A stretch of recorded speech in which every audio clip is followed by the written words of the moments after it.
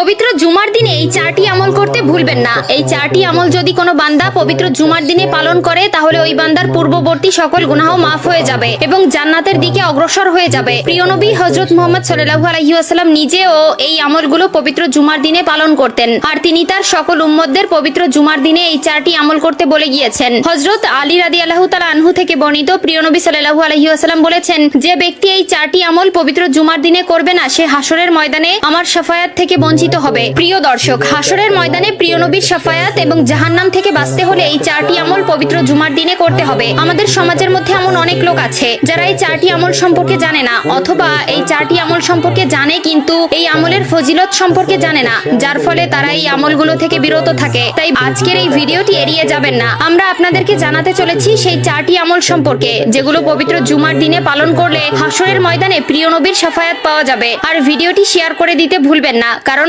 আপনার একটি শেয়ারে আরো অনেকে এই আমলগুলো করার সুযোগ পাবে। আর তারা যদি এই আমল করে সওয়াব অর্জন করে তাহলে সেই সওয়াবের ভাগীদার আপনিও হবেন। তো চলুন শুরু করা যাক আজকের এই ভিডিও। পবিত্র জুমার দিনে ইসলামে একটি বিশেষ মর্যাদাপূর্ণ দিন হিসাবে গণ্য করা হয়।